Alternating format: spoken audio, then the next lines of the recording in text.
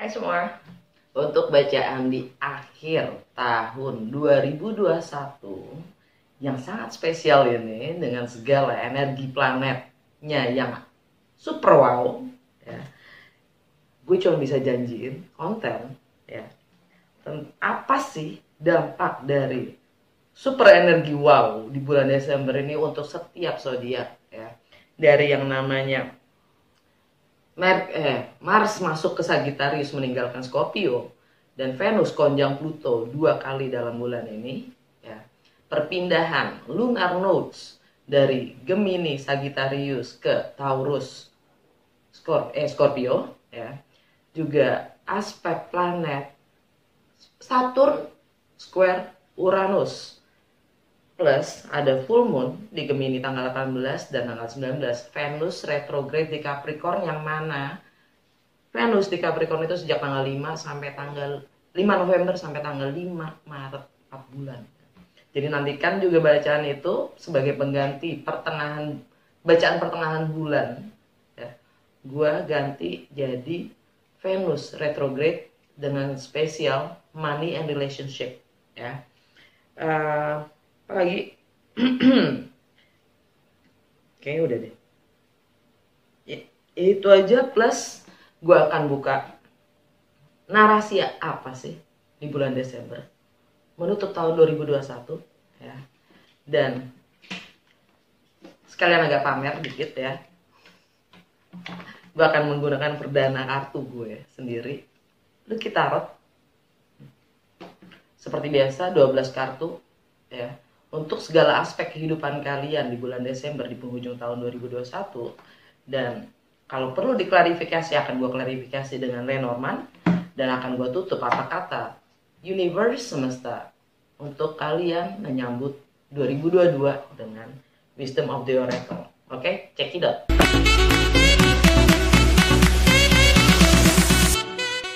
Hai Taurus, giliran kalian untuk bacaan bulanan di Desember. Apa sih narasi Taurus di bulan Desember? Seperti biasa, ini general reading, jadi ambil yang sesuai dan tinggalkan yang tidak sesuai. Jangan paksain untuk sesuai. Cross watcher, siapapun kalian yang sedang berurusan dengan Taurus, kalian welcome untuk join karena energi kita suka ketukar. Jadi pesannya bisa juga buat untuk kalian. Kalau nggak sesuai, gue saranin untuk nonton sun sign, moon sign, juga rising atau ascendant sign kalian. Kalau kalian nggak tahu rising atau ascendant sign kalian, kalian cukup tahu jam lahir kalian. Kalian Google aja, tulis free natal chart atau free birth chart ya. Dan di situ kalian akan bisa lihat apa rising atau ascendant sign kalian ya. Karena ini general reading, gue saranin untuk melihat, nonton ketiga signs itu, karena rising atau ascendant signs itu untuk melihat apa yang terjadi terhadap kita secara nyata dan fisik gitu. Kalau moon sign itu untuk melihat sisi emosional kita, internal kita seperti apa.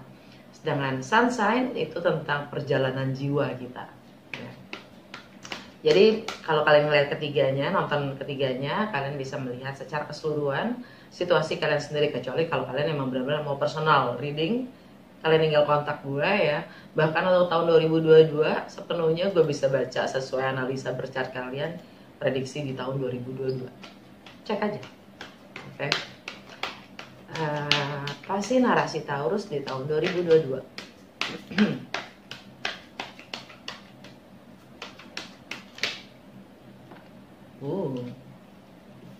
School,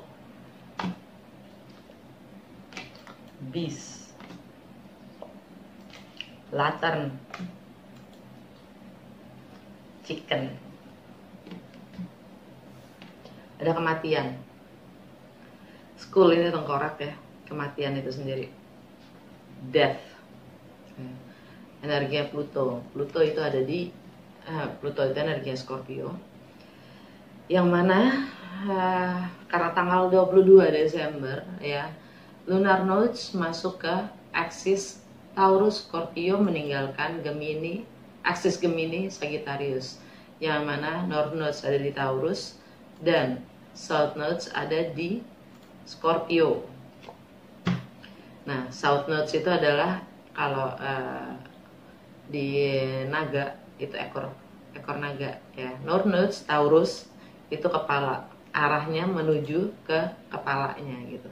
Jadi kalau South Node itu adalah kebiasaan-kebiasaan lama yang memang sudah harus kita, yang udah nggak selaras sama kita tinggalkan.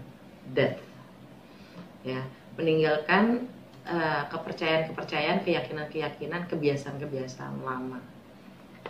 Death. Beast.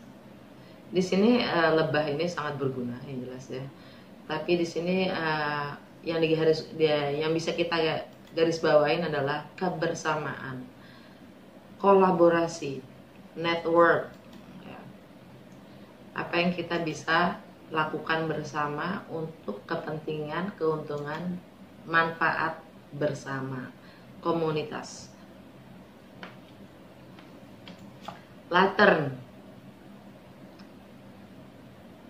karena semuanya itu akan menuju pada kebaikan itu sendiri. Terang ya, terang, pada terang itu sendiri. Di sini terang sebagai lantern ya, yang terangnya kecil, terangnya nggak kayak matahari gitu kan, tapi dia mencerahkan ya. Adalah proses menuju terang itu sendiri, karena dia dibawa, lantern itu dibawa, terangnya dibawa, bukan kayak bolam, bukan kayak matahari, tapi dia terang yang kita bisa bawa secara bersamaan.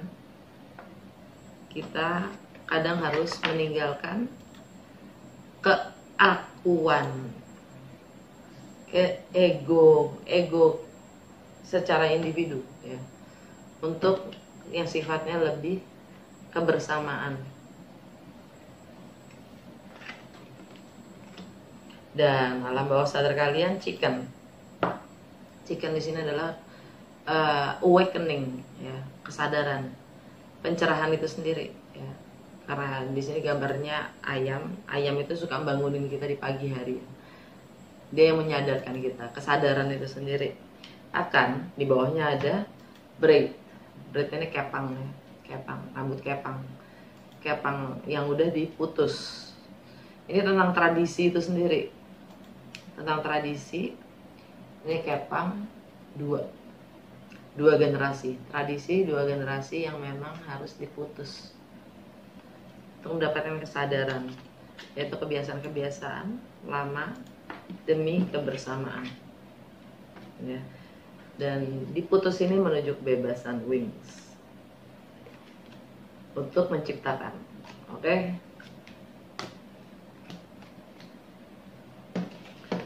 Udah segitu aja dari Literary Witches Oracle Card ya. Langsung ke tarot ya.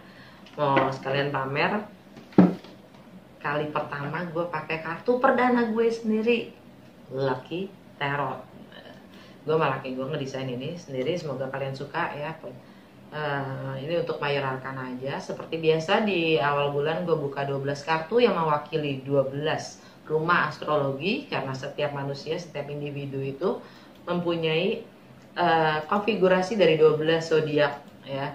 Jadi kalau kalian belum terbiasa dengan bagaimana gue membaca tarot, coba dicek playlist 12 rumah astrologi, karena di situ isinya isinya 12 video singkat-singkat banget yang gue menjelaskan setiap rumah astrologinya ya. Jadi kalian bisa ikut ngerti bagaimana gue baca tarot, karena akan selalu gue sesuaikan dengan energi semesta yang berlaku saat itu.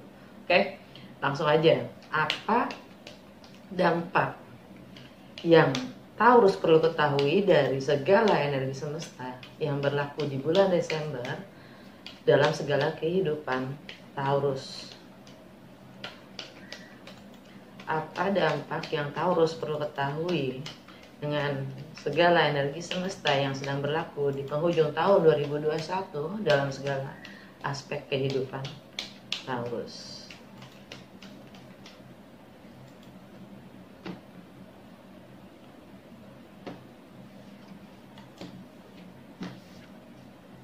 Bagaimana Taurus merepresentasikan dirinya, atau bagaimana dunia melihat Taurus? The Tower. Rumah kedua tentang kepemilikan, tentang segala hal yang sifatnya materi atau fisik, ya, resources, harta benda, tentang bagaimana kalian menilai, tentang segala hal yang bernilai buat kalian atau berharga, dan bagaimana kalian menghargai diri kalian sendiri, self value atau self worth. Kalian dapat the Lovers. Untuk rumah ketiga tentang persepsi, mindset, komunikasi dengan orang terdekat, aktivitas sosial, juga wawasan dan pengetahuan yang kalian yakini hingga saat ini, juga higher learning. Kalian dapat Judgment.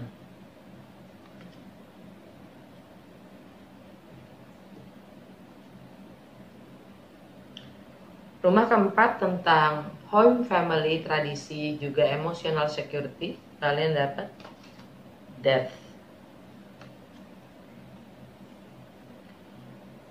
Untuk rumah kelima tentang bagaimana kalian senang-senang, having fun, ya, tentang romance, love affairs, tentang kreativitas, tentang anak-anak dan masa kanak-kanak kalian, dan juga bagaimana kalian mengekspresikan diri. Kalian dapat The Hermit.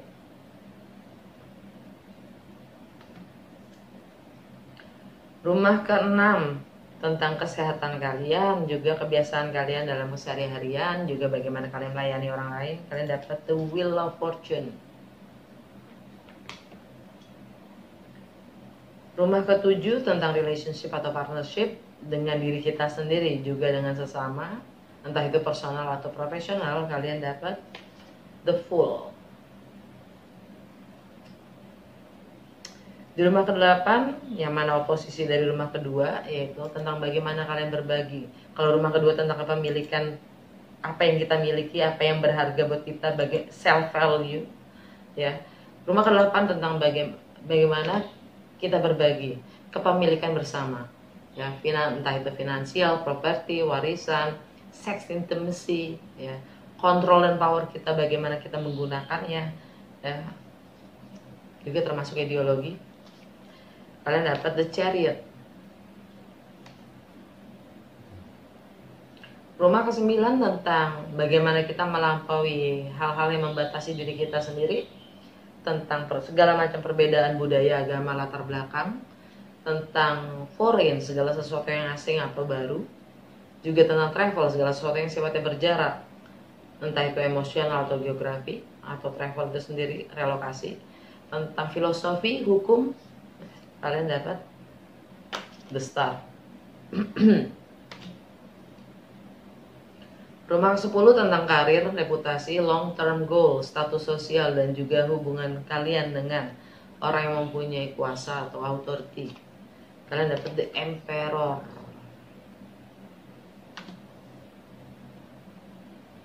Rumah ke-10, rumah ke-11 tentang bagaimana aspirasi kalian, bagaimana kontribusi kalian terhadap network, komunitas, habitat, pertemanan, ya, bahkan sosial media, kedepannya tentang kemanusiaan itu sendiri. Harapan-harapan kalian apa?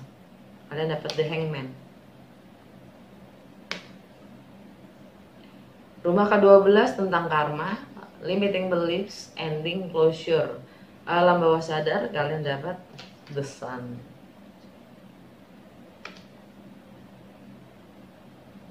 Under the deck, alam bawah sadar kalian secara keseluruhan dapat The Empress. Wow. Oke. Rumah pertama, bagaimana dunia melihat kalian? The Tower. Energi Mars. Mars lagi transisi meninggalkan Scorpio masuk ke Sagittarius, ya. Artinya kalian lagi masa transisi, menyadari kalau kalian udah saatnya kalian mencoba memperbaiki kebiasaan-kebiasaan kalian, ya, untuk menjadi lebih baik. Entah itu untuk kesehatan kalian juga, ya, dan relationship dengan diri kalian sendiri, terutama juga orang lain, ya, untuk memulai sesuatu yang baru, ya, untuk menjalin hubungan, ya. Kalian sedang masa transisi. Sebelum kalian bertindak, kalian lagi masa transisi itu sekarang. Untuk memulai sesuatu yang baru. Kalian mencoba meninggalkan kebiasaan-kebiasaan lama, mencoba untuk menjalin hubungan baru, ya, dengan lebih baik, gitu kan. Oke. Tentang rumah kedua, pemilikan segala hal yang sifatnya materi atau fisik, hal-hal yang bernilai, self value. Kalian dapat the lovers, energi Gemini. Ya, kalian punya pilihan. Bagaimana kalian menyikapi untuk segala hal yang sifatnya harta benda kalian, materi kalian, penghasilan kalian, pekerjaan kalian juga, semua hal yang sifat ya yang bernilai buat kalian. Ya. Ini energi Gemini. Di rumahnya Gemini itu sendiri, ya, kalian punya opsi. Dan ada purnama di Gemini tanggal 19 atau 18 Desember, ya. Dimana itu ada ending biasanya kalau purnama, ya. Yang sifatnya juga emosional karena bulan emosional. Jadi keterikatan kalian pada materi mungkin kalian mulai menyadarinya untuk kalian mulai tinggalkan, ya. Karena di rumah ketiga persepsi, mindset, dan aktivitas sosial juga, bagaimana kalian berkomunikasi dengan orang sekitar kalian, dapat judgment. Ini energi Scorpio. Ya, Pluto di Capricorn.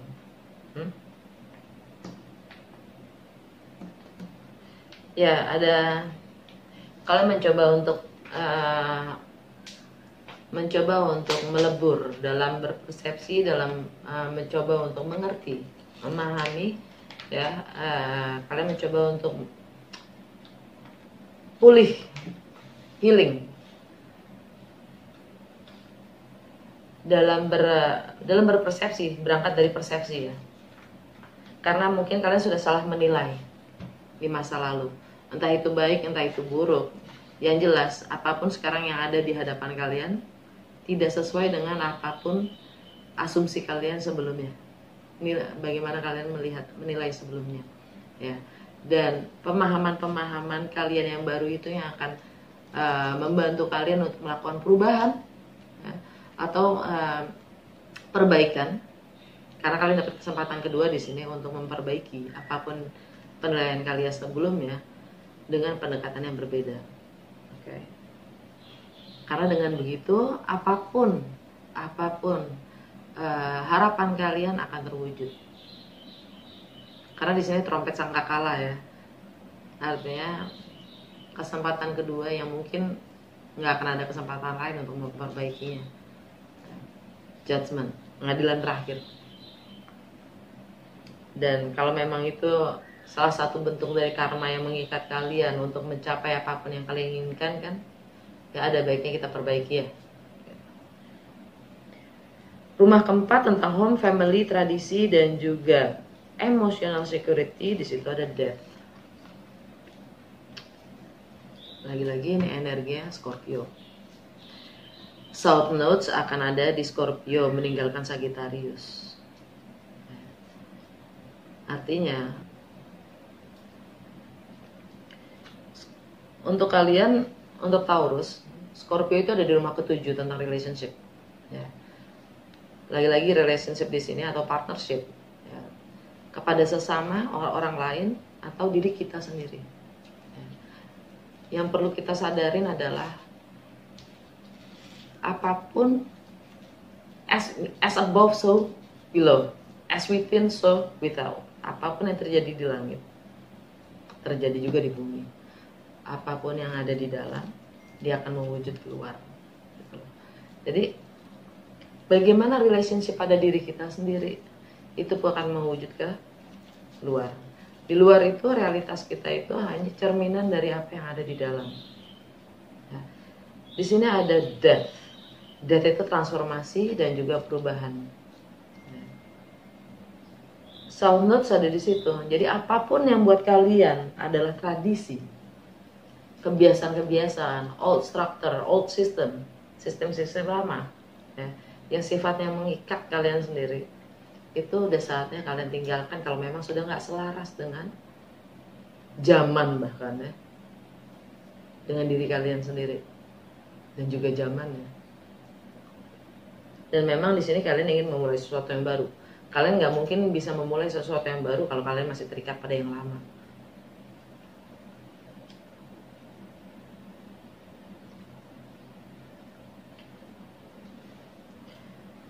Rumah kelima tentang bagaimana kalian having fun, tentang anak-anak, tentang bagaimana kalian mengekspresikan diri. Kalian dapat The Hermit, energi Virgo.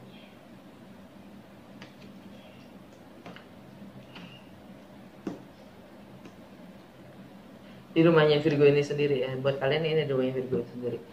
Jadi dengan bolam dan meditasi ini, meditasi di dalam bolam gambarnya ya, dia mencoba mencari terang dari dalam dirinya sendiri, berguru pada dirinya sendiri ya, mencari jawaban dari dalam dirinya sendiri. Karena jiwa kita itu umurnya entah berapa lama, dia hanya kita yang paling tahu tentang diri kita, bukan orang lain kan. Dan kadang jiwa kita itu, bukan kadang lagi, emang jiwa kita tahu kan segala hal yang tentang kita, yang kadang kita suka lupa, nanyanya orang lain gitu. Ini juga tentang bagaimana kalian melayani ya, energi Virgo ya. Pelayanan yang seperti apa yang bisa kita berikan sebagai kontribusi pada diri kita, pada sekitar kita. Nah, the beast ya kan, kolaborasi, kerjasama, dan membawa terang, untuk membawa terang. Pelayanannya seperti apa?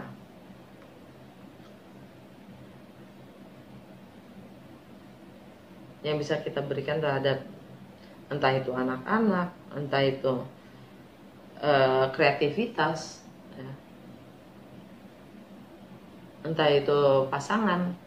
Anyway, rumah ke-6, rumah original Virgo, atau tentang kesehatan kalian sendiri, juga tentang kebiasaan-kebiasaan kalian dalam keseharian. Kalian dapat the wheel of fortune, energi Jupiter. Jupiter ada di Aquarius.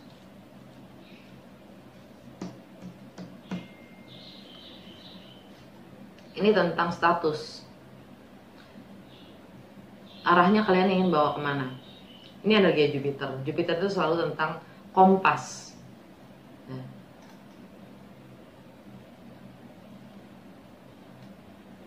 Tentang kompas yang arahnya mau kita bawa kemana keseharian kita, karena dia akan selalu menuju ke yang lebih baik ya. Di sini gambarnya dia roda sepeda yang paling depan. Dia akan menuntun, memberi arah. Kemana memberi arah? Ini roda keberuntungan. Asal kita tahu arahnya kemana, kita pasti akan mengambil tindakan kan. Karena roda itu nggak akan muter sendiri, dia harus dipedal.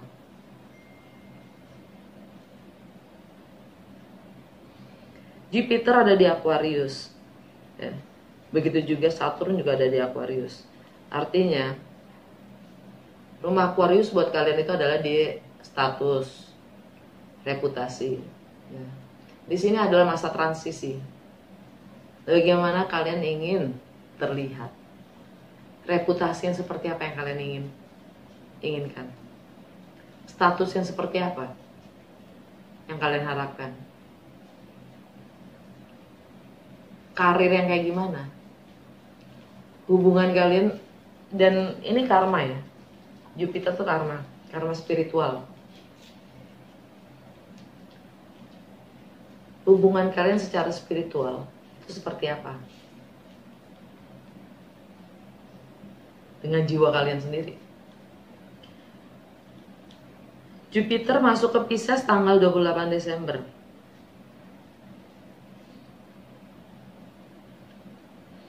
Ini tentang legacy. Legacy, arah visi, misi kalian itu kemana? Kontribusi kalian apa terhadap society, atau komunitas kalian sendiri, atau keluarga kalian sendiri, atau kemanusiaan itu sendiri.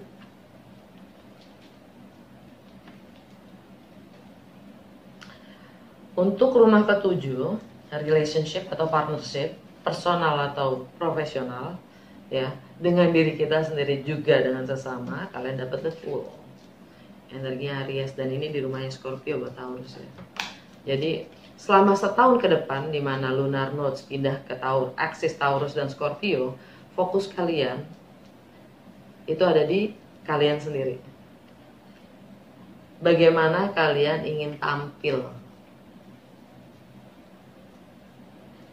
reputasi yang kalian ingin bangun itu seperti apa, arahnya seperti apa, legacy kalian, dan relationship kalian dengan sesama, seperti terutama dengan diri kalian itu seperti apa ya. Dan kalau selama ini kalian fokusnya pada partner ya, sudah saatnya kalian memulai yang baru. Kebalik, nggak tahu kenapa kebalik ya, gue masih gini, nggak ada yang kebalik tadi ya. Kalian ingin memulai sesuatu yang baru. Di sini artinya kalau selama ini kalian fokusnya kepada partner, sekarang fokusnya pada diri kalian sendiri.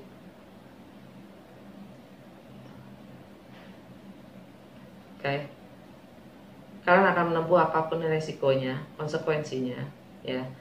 Kalian nggak akan takut lagi. Kalian akan seperti orang yang ceroboh, gitu ya. Ini energi Aries, by the way. Yang mana itu adalah karma kalian sendiri. Kalian akan dapat terang. Jupiter juga akan masuk ke Aries di bulan Mei tahun depan. Ya.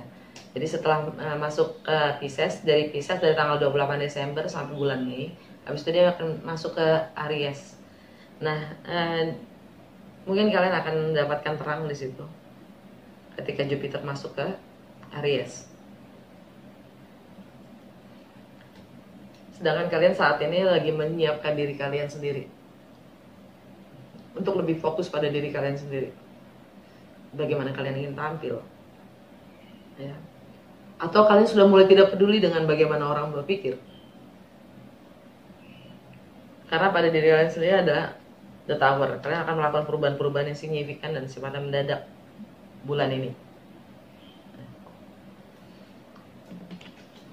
Di rumah ke-8, bagaimana kalian berbagi tentang segala hal yang sifatnya kebersamaan, ya, milik bersama. Kalian dapat the Chariot, energi Cancer. Kalian mampu menaklukkan diri kalian sendiri, yaitu antara gelap dan terang, ya, dari dalam diri kalian sendiri, untuk move on. Tidak terikat akan satu sisi saja, entah itu yang baik saja. Ada saatnya kita untuk mengakui akan kegelapan kita sendiri, ya, karena kegelapan itu sendiri yang hanya memberi kekuatan kepada kita untuk move on, ya, kekuatan, karena dalam kegelapan itu ada kebenaran juga dari dalam diri kita sendiri. Oke. Chariot itu energi Cancer. Iya, yang mana di rumahnya Cancer ada Judgment, salah menilai, kesempatan kedua, karena kalian pernah salah menilai. Oke. Di rumah ke-9, bagaimana kalian melampaui batas-batas kalian sendiri dan melakukan perubahan-perubahan, ya. Bagaimana kalian menanggapi perbedaan-perbedaan budaya, agama, latar belakang, dan menanggapi sesuatu yang asing atau sesuatu yang baru, tentang filosofi dan juga travel, segala sesuatu yang berjarak, dan higher learning, karena kalian dapat the star energinya Aquarius. Sekali lagi, ada embun di situ dalam bintang itu, ya, untuk mencapai, untuk mendapatkan segala harapan kita itu, mimpi-mimpi kita itu terkabul. Kita diminta untuk kembali ke energi murninya kita, sejatinya kita, ya.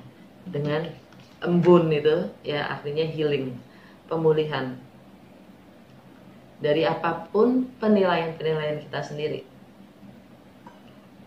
dari segala asumsi, dari segala pengalaman yang mengikat kita dalam berpersepsi, untuk menjadi lebih netral sehingga kita kembali ke energi kita sendiri, ya sejatinya kita, sehingga kita menarik energi-energi yang memang selaras satu frekuensi dengan kita, ya.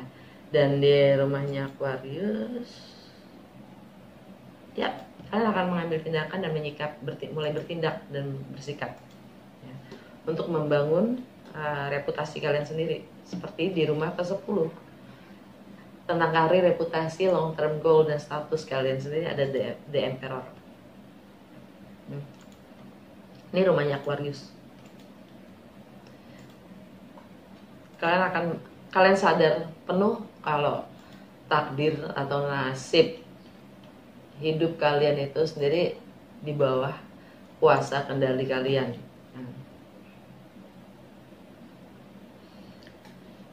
Dan ini energinya Aries, ya. Buat Taurus, ya. Kalau Taurus di rumah pertama, dari ke-12 rumah astrologi, Taurus di rumah keberapa? Rumah ke-12, yaitu tentang karma, ending, closure, limiting beliefs, dan juga alam bawah sadar kalian. Nah, ini karma kalian sendiri, The Emperor, kemampuan kalian untuk menghandle segalanya, untuk mampu melakukan segalanya sendiri, itu mesti dievaluasi juga, karena Saturn di situ, Jupiter juga di situ. Oke. Itu karma duniawi kita. Terkadang kita juga harus bisa belajar berbagi, kolaborasi, bis, dan kerjasama yang membawa terang. Kita harus bisa belajar berbagi, entah itu tugas, tanggung jawab, bahkan hak. Nggak semuanya milik kita, termasuk beban itu nggak semuanya milik kita. Bisa nggak kita berbagi beban dan derita itu? Itu pasti meringankan. Light di sini juga meringankan. Okay. Rumah ke-11 tentang bagaimana kalian beraspirasi, kontribusi kalian, legacy kalian, tentang network, pertemanan, sahabat, dan juga community, komunitas. Harapan dalam kemanusiaan juga kalian dapat The Hangman, energi Pisces. Di rumahnya Pisces sendiri. Ya. Di sini ada pengorbanan, di sini ada delay. Ya. Kalau kalian ingin kolaborasi, kerjasama dengan teman-teman untuk membangun sebuah legacy, ya, sebuah visi atau misi, di sini ada delay. Kenapa? Rumahnya Pisces originalnya sebenarnya di rumah ke-12, spiritual itu sendiri. Sudahkah kita cukup menyadari akan narasi kita sendiri, narasi kalian sendiri, kesadaran tentang kebiasaan-kebiasaan lama, dan kerjasama, berkolaborasi yang membawa terang. Nggak semuanya harus kalian lakukan sendiri.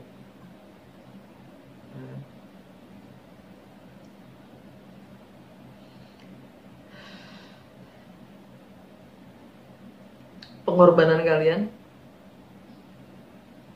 itu tergantung persepsi kalian sendiri, ya. Dan ada Neptune di Pisces, artinya ilusi, imajinasi, visi.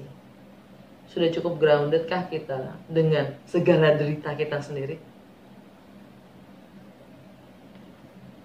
Rumah ke-12 ada The Sun. Karma, ending, closure, limiting belief, alam bawah sadar, dan spiritual. The Sun, ada terang. Gerhana matahari udah lewat tanggal 4 Desember ya di Sagittarius, dan The Sun itu ada di Sagittarius. Ya mungkin kalian baru saja mendapatkan terang, ya, pencerahan tentang karma kalian sendiri. Ya. Yang mana di rumah Sagittarius itu ada The Wheel of Fortune, Jupiter. Jupiter itu yang nge-govern Sagittarius. Walaupun ini di rumahnya Libra, tapi yang jelas Sagittarius, ya, hold on. Ya, di rumah Sagittarius ada Chariot. Bagaimana kalian berbagi? Di rumah ke-8, bagaimana kalian berbagi? Ya. Mungkin di rumah, ya, tentang bagaimana kalian berbagi di rumah. Entah itu properti, entah itu warisan, entah itu tradisi, ya, emotional security kalian sendiri, ya, yang kalian mungkin harus dalami lagi.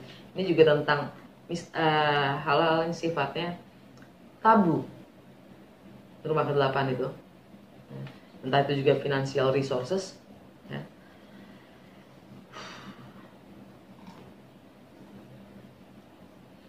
Bisa juga gono gini, ya. Di situ kalian dapat terang. Dan di sini tentang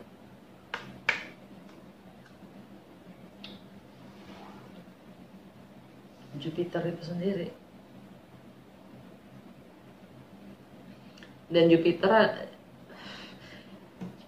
tentang karir, reputasi kalian, ya kan, tentang status sosial kalian sendiri, ya, yang mungkin kalian coba kendalikan, kontrol.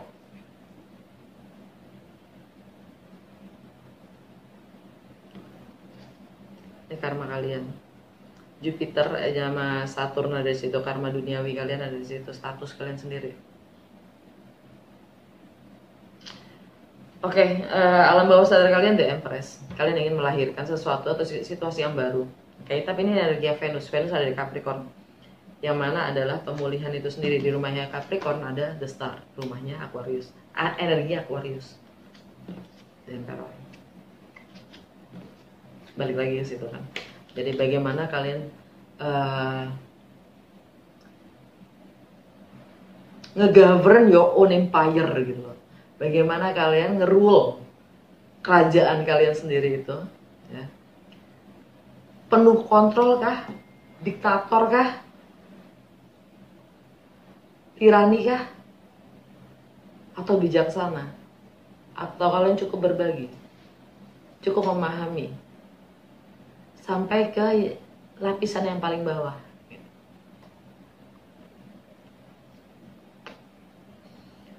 Memang bebannya Emperor berat, tapi terkadang kan semuanya itu hanya di persepsi. Bagaimana kita nge-set ekspektasi, bahkan tanggung jawab kita sendiri.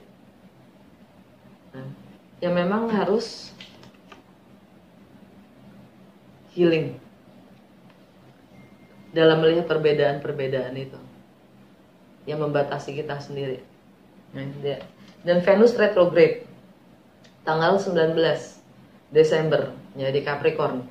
Dan Venus di Capricorn itu tanggal 5 November sampai 5 Maret. Jadi 4 bulan. Kita energi retrograde itu artinya kita di energinya kita sadarin atau enggak, kita akuin atau enggak, itu energinya adalah kita mengevaluasi atau merevisi semua pengalaman kita tentang money and relationship. Ya. Entah itu personal atau profesional, ya, partnership.